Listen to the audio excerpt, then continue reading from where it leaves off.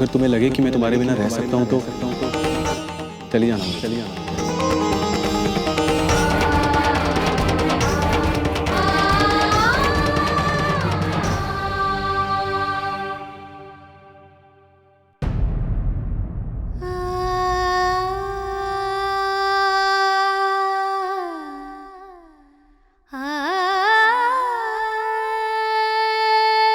दुल्हन, और भी कुछ कहना चाहते हैं? हम आपके साथ रहना चाहते हैं।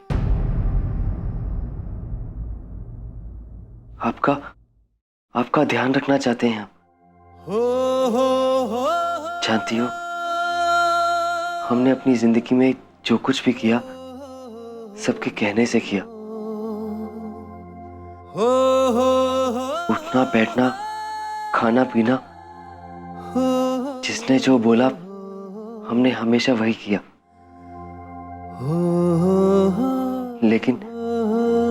लेकिन उस रात जब तुम छत से गिरी थी, हम तुम्हें उठा के अस्पताल ले गए थे। वो किसी के कहने पे नहीं किया। पहली बार हमने कुछ अपने से किया। और उस दिन पता चला कि हम आपके लिए कुछ करना चाहते। हम जानते हैं कि हम थोड़े पगले से हैं। हम जानते हैं कि हम ज्यादा लायक नहीं हैं। लेकिन जितना भी हमसे बन पड़ेगा हम करेंगे।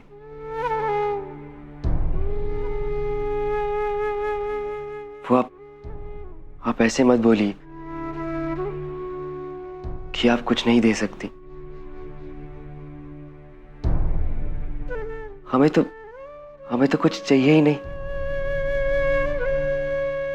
अपनी जिंदगी के इस मकसद को पूरा करना चाहते। पता है, एक बार शमशान में एक बूढ़ा आदमी अपने बेटे की चिता के पास बैठकर एक कविता बोल रहा था, और वो कविता हमें याद रह गई। अच्छी लगी हमें, आपको भी सुनाते। जब जीवन का मतलब ना समझो, आशा का अभाव लगे, राह अंधेरे से गिरी, रात की मानिंद लगे। अपनों से दृष्टि हटाओ, अपनों की ओर देखो। जीवित को तुम हाथ बढ़ाओ, मृत के सपने टटोलो। एक अधूरा सपना भी दिए की बाती बन सकता है। उसी से तू अपनी राह उज्ज्वलित कर आगे बढ़ सकता है।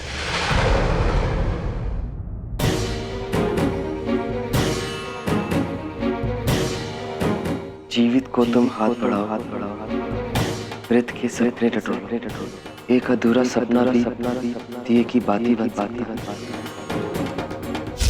लोगों की सोच बदलने की जरूरत है। इसीलिए भी मैं नाइट स्कूल खोलना चाहता हूँ।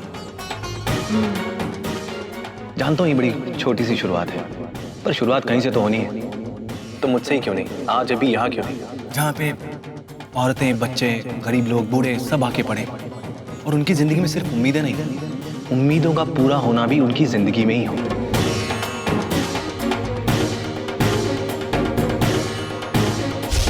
हम आपका साथ देंगे आकाश जी, इस बदलाव को लाने में।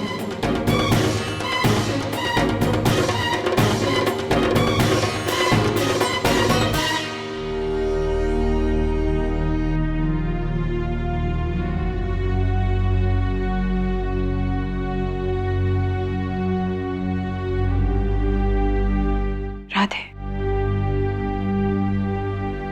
किसने कहा कि आप किसी लायक नहीं?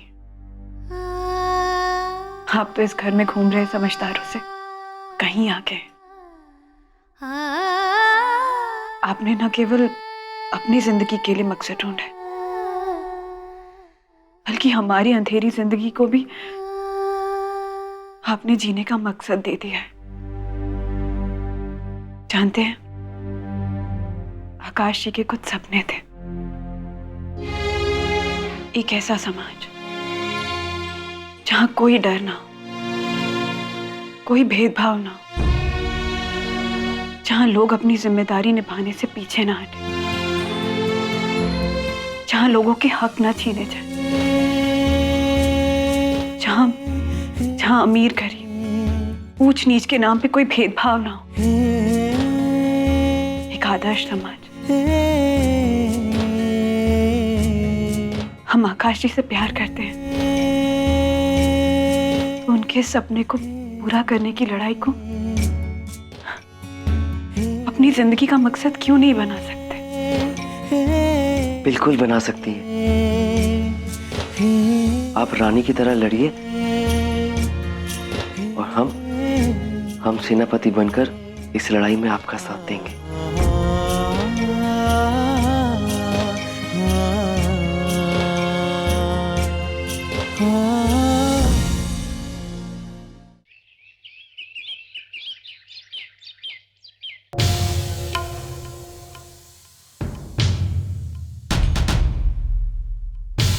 कहाँ घुसे चले आ रहे हो भाई? क्या बात है? हमारे पास हायर अथॉरिटी के ऑफिशियल ऑर्डर्स हैं तो और वो हम सिर्फ कमलापति जी को बताएंगे। अब उनसे कह दीजिए हम उनसे मिलना चाहते हैं। कमलापति जी बीमार हैं, वो बिस्तर पर लेटे हुए हैं, वो किसी से नहीं मिल सकते। और उस दिन समझाया था ना हमारे बाबूजी ने, कहा चले आई हम उठा के। चलो उठो बेटा, चलो चलो।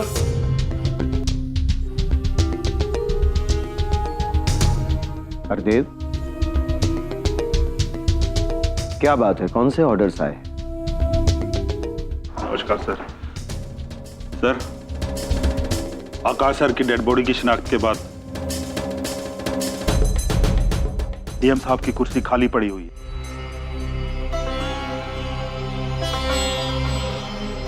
जब तक नए डीएम साहब की नियुक्ति नहीं हो जाती, प्रशासन चाहता है कि आप डीएम साहब का पदभार संभाल लीजिए।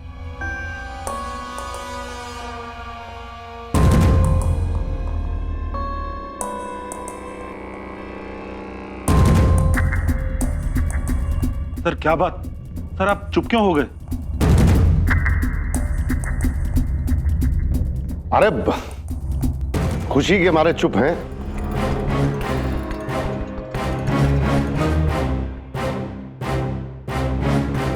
इतनी उम्र में बुढ़ापे में सम्मानबाजी मिली है, क्यों नहीं करेंगे? जरूर करेंगे।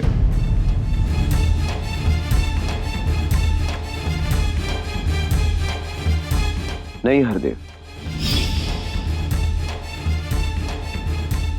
जिन परिस्थितियों में आकाश जैसे ईमानदार ऑफिसर की मौत हुई है, उसके बाद डीएम का पद संभालने के लिए मानसिक रूप से मैं तैयार नहीं।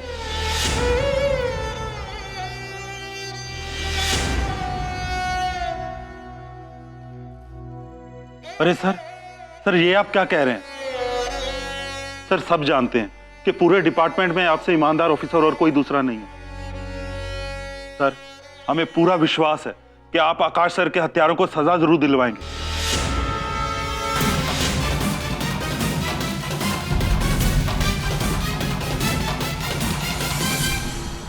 भाई साहब मान जाइए ना, कितनी आस लेके आपके पास आए हैं। और वैसे भी आपका आकाश तो बड़ा लाडला प्यारा दुलारा बेटा था, उसी के हत्यारे को पकड़वाने के लिए ही मान जाइए।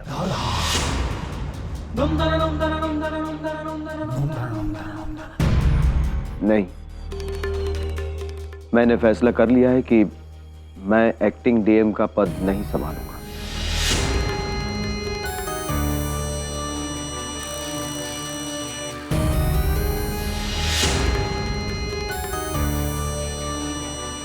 सुनिए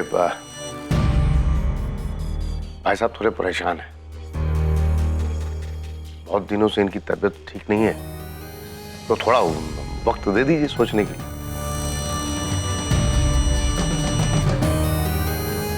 जरूर मान जाएंगे। सर सर हम आपसे बहुत उम्मीद लगा कर आए थे। सर एक बार सोचिएगा जरूर। चलते हैं।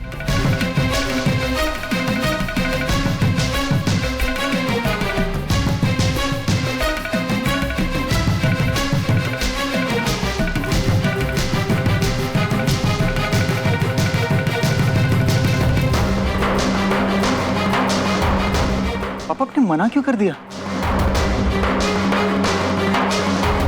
यही तो वक्त है अपनी जिम्मेदारियों को निभाने का। पापा प्लीज, आपको डीएम का पदभार संभालना चाहिए। भाई साहब, शिवम ठीक ही तो कह रहा है। आप अगर डीएम बन जाएंगे तो शिवम का भी भविष्य बहुत उज्जवल हो जाएगा।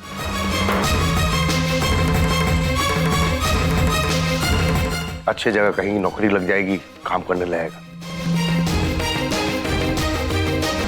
और उस पर से भाई साहब ये भी छोड़िए तो वो आपका लाडला डीएम आकाश, उसने जो खुशहाल बाला मऊ के सपने देखे थे वो भी तो हमें पूरा करना है।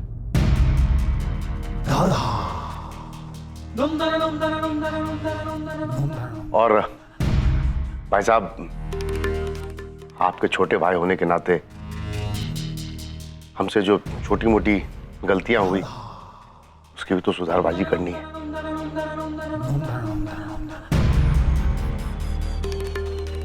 आप तो हमारे बड़े भाई, सबका कल्याण तो आप ही को करना है भाई साहब।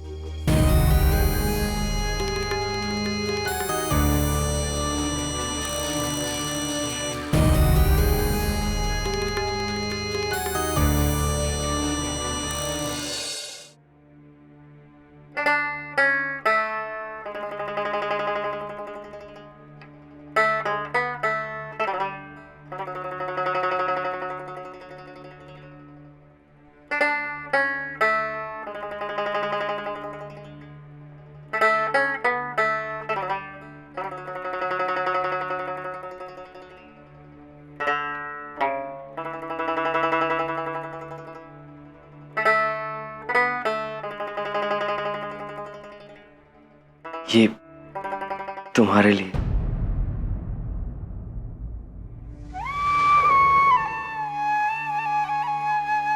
ये क्या है? ये घाट के पास जो राधे किशन जी का मंदिर है ना, हम रोज सवेरे वहीं जाते। ये ताबीज वहीं से लाए हैं तुम्हारे लिए।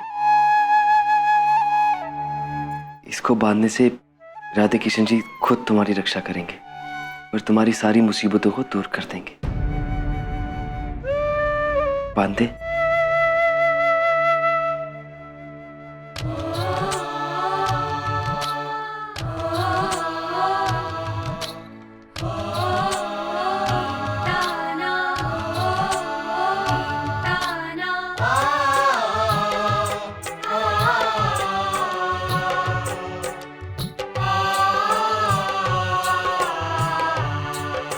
पता है, इसे बांधने से राधे किशन जी तुम्हारी मदद खुद करेंगे और हमें चिंता करने की जरूरत भी नहीं पड़ेगी।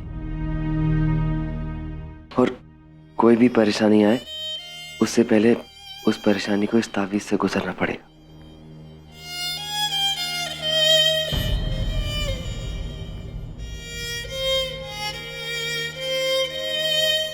सुमिता,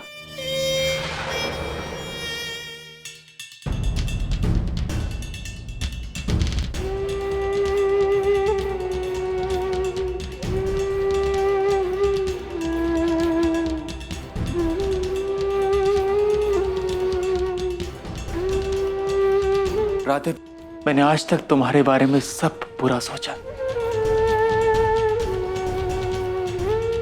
हमेशा सोचता था कि तुम एक बुरे इंसान हो। ये सोचा था कि तुम सुमिता की जिंदगी में क्यों हो। गलत था मैं।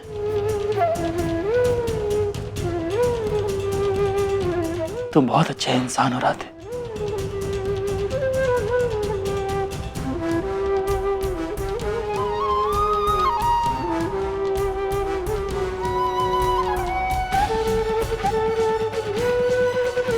हो सके तो मुझे माफ कर देना।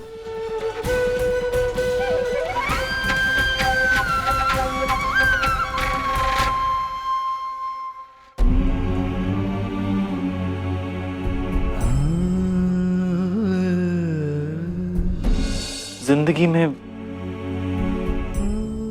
जब भी मैं बुरे वक्त से गुजरा, जब भी परेशान होता, जब भी मुझे तेरे सहारे की जरूरत पड़ती, तू हमेशा मेरे आसपास थी। लेकिन जब मेरे फर्ज निभाने की बारी आई,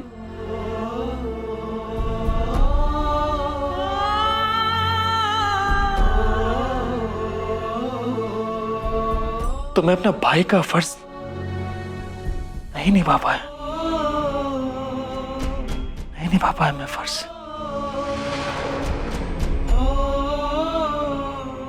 I'm sorry Samita, I'm sorry।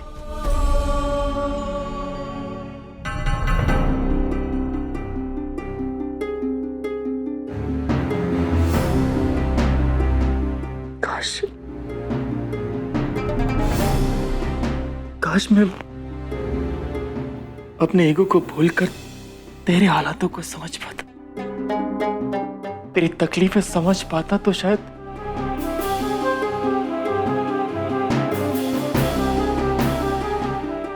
तो इन हालातों में कभी नहीं होती। क्यों नहीं समझ पाया मैं? जो हो गया सो हो गया भैया।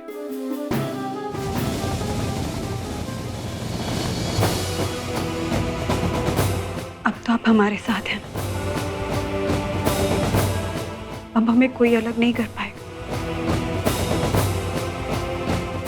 हम साथ मिलके सारी मुसीबतों का सामना कर लेंगे। करेंगे ना?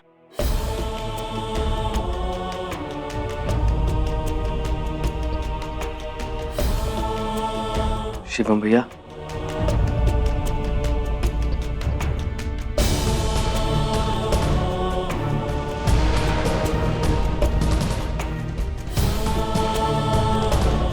मुझे खुशी हुई जानकर कि कम से कम आप दोनों भाई बहन साथ तो हैं।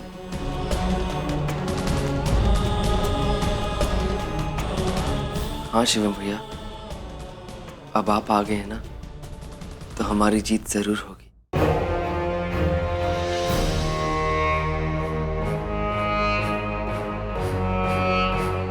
राधे बिल्कुल ठीक कह रहा है सुमिता।